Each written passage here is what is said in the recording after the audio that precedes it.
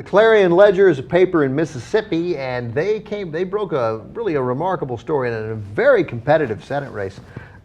Late April 26th, there was posted on this guy's, I guess was on his web page or wherever people post things. Tumblr or something like that. Tinder. It was posted on Tinder. Mm-hmm. No, it was not on Tinder. So he's a political blogger, and his name is Clayton Thomas Kelly. He's now been arrested. Here's what he posted. He apparently got himself into the nursing home where Thad Cochran's wife, Thad Cochran is the senior senator from Mississippi, and he got into the nursing home where Thad Cochran's wife has been living since 2000. She suffers from dementia, and she's been in there 14 years now. Yeah. And he took a photo of her, and he posted it online. The photo has since been removed, and obviously the intent of the photo was to show, I guess, I don't know, to suggest that Thad Cochran was doing something. Bad guy or some sort, when of course there's zero evidence of that, and I don't know what kind of nursing home it is, and it's a terrible tragedy that for Mrs. Cochran and for Thad Cochran to have to deal with it, and a loss that is difficult for people to move on from because it's a loss that sort of lives with you every day. So obviously that is out of bounds. And Cochran is engaged in a very tight race, which I presumed when I came in the morning, I've read up on a lot of Senate races, but I missed that one because the theme of this election season, as we come up tomorrow to some primaries in significant states, but the theme of this season has been that the Tea Party is pretty much getting crushed by the Republican establishment, while at the same time moving the Republican establishment even further to the right of where it has been, which is... Turns out that's possible. I didn't know there was anything to the right of where it's been. Yeah. It's like in football, if you keep committing a penalty and you're like inside the 1 yard line, or you move half the distance, you move half this is the goal, and they're always like, so you could do that to infinity, right? But eventually you'd get there. Like, I hear you, but eventually you'll get there. Not really. It turns out, right, but it turns out that there is somewhere to the right of where the Republicans have been, and they've found that ground, and the Tea Party has pushed them there. But Chris McDaniel has now spent the better part of a couple of days dealing with this Clarion-Ledger story that this guy, who is a supporter of Chris McDaniel, Clayton Thomas Kelly, do we have a photo of this guy or no? Yeah. The Clayton Thomas Kelly, who's a good-looking guy. Actually, that picture's not bad. That's not a bad picture. But that's his best picture. It's his mugshot. Yeah. By the way, how come the 69 is higher than the 70? What the fuck kind of thing is... They can't even count in Mississippi. Well, one is height and one is IQ. 61, 62, 63, 64, 68, 70, 74, 67, 68, 71, 80. This is why Democrats can't compete in Mississippi. I was about to say, that guy's tall. He's 6'2". No, wait, he's 5'9". Like, I don't know. You can't. One of them has got... I can't imagine they have metric on there. But in any event, let's not gloss over the point that you made, which was a good one, that the dominant narrative, if you read the headlines on many political blogs right now, is look how poorly the Tea Party is faring. But are they really faring poorly? Of course, optimally, they would like to have their members take over for some of these more establishment, old-school Republican senators and representatives, and yet they're accomplishing their goal, but their goal is so distant from what they said it was supposed to be a few years ago. They said, we're not just more conservative, more religious Republicans.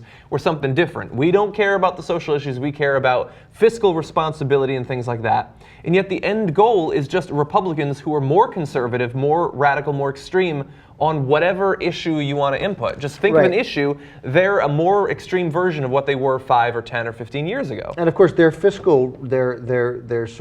old school fiscal conservatism is not old school at all. It isn't fiscal irresponsibility. Yes. It's things like don't raise the debt ceiling to pay bills that things we already bought. It's just merely not paying your credit card off. It's a radical approach to the economy without any knowledge about what drives or sustains the economy. Right, and it's more so than other Republicans. So it's in attempting to save us financially, they are willing to destroy the economy to do it, and then making crazy decisions about the things that they don't want to spend money on, like the United Nations. It's got all this Article 21 UN stuff tied up in it too. There's just boundless craziness inside the Tea Party, and it knows no limits. Yeah. And so this was a pretty crazy move. This was a crazy move. So, primary. like, we spent a lot of time in 2012 talking about the racism that existed in the Tea Party, and there was plenty of racism in the Tea Party. But to me, more than racism is just batshit craziness inside the Tea Party. So this story, obviously, instantly McDaniel's campaign has come out and said that this guy, Clayton Thomas Kelly, we have nothing to do with this guy. He acted on his own. We barely know him. We have a 1.5-minute voicemail left by the McDaniel campaign to the press spokesman for Cochran's campaign, basically pleading with him to allow McDaniel to talk to Cochran so he can apologize. Here's what the statement released by the McDaniel people. I've reached out to Senator Cochran directly to express my abhorrence for the it's tough to get abhorrence and reprehensible into the same sentence. My abhorrence for the reprehensible actions of this individual. This criminal act is deeply offensive. My team and I categorically reject such appalling behavior. And then he continues, my thoughts and prayers are with Senator Cochran and his family. Politics is about the exchange of ideas, and this type of action has no place in politics whatsoever and will not be tolerated. I can guarantee you from Los Angeles that there has been no meaningful exchange of ideas in that campaign in Mississippi. Yeah. So that message was basically just a plea to, we don't know this guy, please let us talk. But it turns out, I started to reference it, but John found the latest polls taken the 14th and 15th of May. So this is an up-to-date poll taken basically at the end of last week now, which has McDaniel up 42.7 to 39.7. So he has a 3-point lead over him, 15% undecided. And that leaves, that is in a general election, an incumbent running at 39.7 would be done. Yeah. Done. And I imagine that those same rules apply in a primary with his voters, that if the incumbent, everybody knows, he's been there a long time. I think he's seeking his 4th term, maybe I'm wrong and it's his 3rd term. But Thad Cochran has been there a long time. And for him to be at 39, under 40% of Republicans supporting him, he's going to lose. Yeah. So this is a great story, in a sense, for Cochran to be able to, and what I'm sure they are interested in doing is desperately hoping to tie Clayton Thomas Kelly in to Chris McDaniel. Yeah. Yeah, and so I certainly wouldn't have predicted before. There is the picture's too small for us to show, but there's a photo of them together, and that's alwa's the day. Oh, there it is. There you see it. That's the photo. And clearly they're best friends. He had met him. Clearly, the blogger. He's saying with his eyes, get in to the nursing home. So the blogger had already written multiple articles about McDaniel, pro-McDaniel articles saying he could be the next Rand Paul, which in this context is apparently a positive.